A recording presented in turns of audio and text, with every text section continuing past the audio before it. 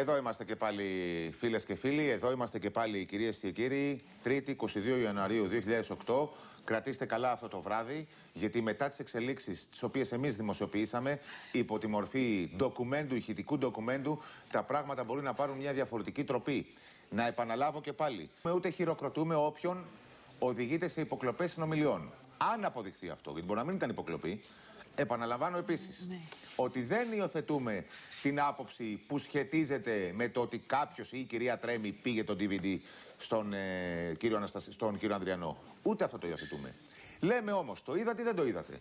Εδώ ο συνάδελφος λέει ότι το είδε. Δεν το λέω εγώ, τηλεφωνική επικοινωνία. Και δεν είναι μόνο ότι το λέει. Μπλέκει και άλλους συναδέλφους. Μπλέκει τον Πρωθυπουργό και μπλέκει και τη σύζυγο του Πρωθυπουργού. Και εν πάση περιπτώσει. Ας δούμε για άλλη μια φορά το βίντεο και να έρθουμε μετά στη συνέχεια για να τα σχολιάσουμε. Ανοίξτε δυνατά τον ήχο της τηλεόρασής σας για να δείτε πώς γίνεται το μπέρδεμα και όποιος έχει μεγάλο στόμα και μιλάει εκεί που δεν πρέπει να πάρει και τις ευθύνες πάνω.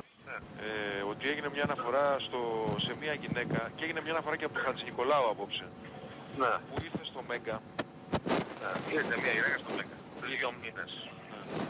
Και έφυγε και βρήκε την Τρέμι. Την Τρέμι βρήκε, με την Τρέμι μιλούσε γιατί το είχα κουβεντιάσει τότε. Εγώ δεν θέλησα να τη δω. Αλλά το κουβεντιάσαμε τότε.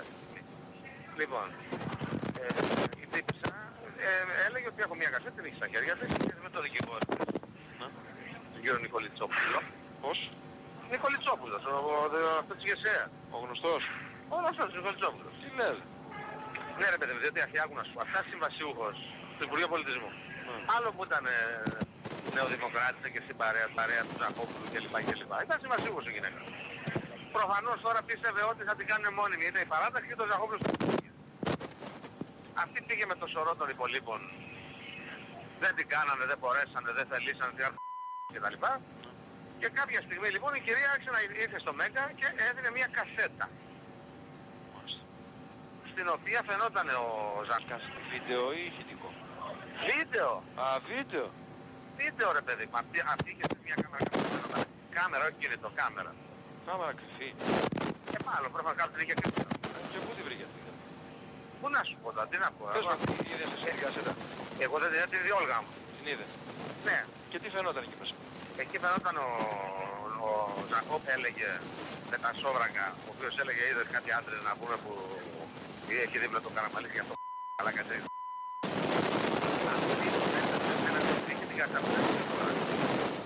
Και τον έπαιζε και τι άντρε ο Καραμαλής, και τι άντραβας. Και άλλη τους έπαιζε νόμιζε από την κομμένα και τον έγραφε.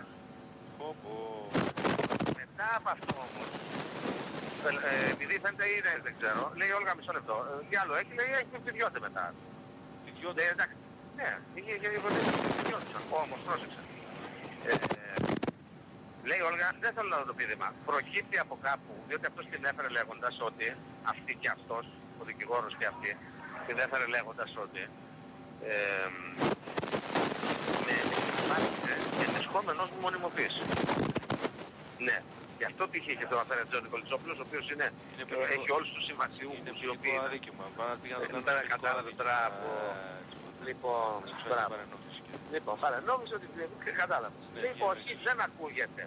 Αφού δεν ακούγεται δεν μας ενδιαφέρει το τελικό στο Μέγα, δεν πάμε να το δείξουμε σε αυτό το πράγμα. Σωστή. Και την πήρε και έφυγε. Μα δεν το έπαιζε το Μέγα. Ναι, μωρό με εδώ και εγώ θα σε κάνω μόνιμη. Θα το έπαιζε. Μπορούσε να το απομονώσει αυτό, να βάλει μοζαΐκα. Να λέει άκουσε ότι κάνω καλά. Αφού δεν υπήρχε αυτό, δεν στοιχειώδε το πολιτική κατηγορία ή ποινικό αδίκημα, δεν την κρατήσαν πια. Ήταν στο επίπεδο της Ρωσιάς. Τώρα να πω. Και τώρα είναι προφανώς λεφτά. Λεφτά, Δημήτρη, ξέρεις. Άκου να σου πω σε αυτό το επίπεδο. Γι' αυτό δηλαδή, πιθανόν όπως. Θα ήθελε λεφτά στην πολιτική συνεκδίκηση προσωπική. Θα σε εξευτελίσω. Με επίδειξες, δεν με μονιμοποίησες.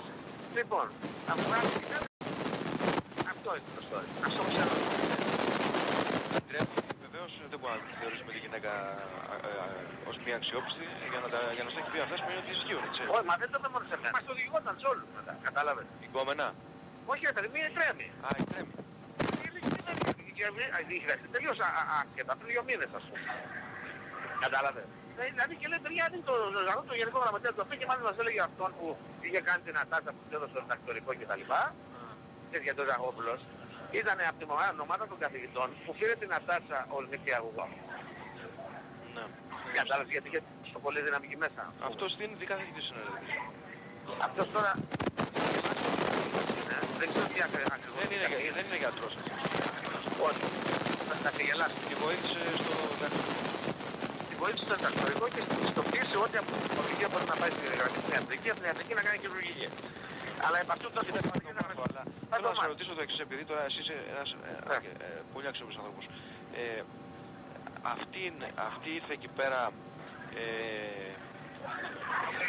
θεωρώντας ότι ο Ζαχόπουλος την εξαπάτησε όσον αφορά το ότι την πήδαγε και της υποσχότανε τη σύμβαση. Ναι. Αυτό όμως δεν προκύπτει πουθενά από την κασέτα. Από την κασέτα προκύπτει. Δεν προκύπτει. Άρα ήταν κοπενοδουλειά, πιθανόταν να ήλπιζε αυτή. Σου λέει κολλά μου. Και ο άλλος γιατί σε φούνταρε. Τι πιστεύεις εσύ τώρα? Εγώ δεν πιστεύω ότι πρόκειται για οικονομικές ατασταλίες και οικονομικές ατασταλίες να υπάρχουν. Δηλαδή να οικονομήσει και να το ξέρει ο Λιάπη και να το πει στον Καραμαρίνη και να πω Καραμαρίνη δύο χρόνια. Δεν φοβόταν. Και δηλαδή υπάρχει πληροφορία ότι αυτό η κασέτα έχει καταλήξει στο Άλτερ. Στο Μάκη. Την πήρε ο Μάκης, παραδείγματος ο Χατζηνικολάου, κανένας από τους δυο, ο Μάκης, ο Νίκος, δεν ξέρω ποιος. Ο Χατζηνικολάου ξέρει να είναι ο Σουράκος του 5 άρα την τρέμει. Θα παίξεις τίποτα αύριο από αυτά εσύ? Όχι, ενώ σαν πληροφορίες το πρωί. Αυτά μου, δεν έχω τίποτα άλλο, μην νομίζεις. Δεν ξέρω αν θα βγάλει τίποτα άλλο, άλλο σήμερα, άλλο. Είναι καλό θέμα αυτό, παίχτω. Ωραίο, είναι καλά. Παίχτω. Το δείχνει τώρα το εκεί. Μάλιστα. Λοιπόν, να πούμε πως το ντοκουμέντο μας το παίζει τώρα και ο τηλεοπτικός σταθμός Alter, στην εκπομπή του κυρίου Χαρδαβέλα, στην οποία είναι προσκεκλημένος και ο Μάκης Τριανταφύλου. Είναι ένα πολύ σοβαρό ντοκουμέντο, μιλάει από μόνο του και εμείς δεν κάνουμε σχόλια.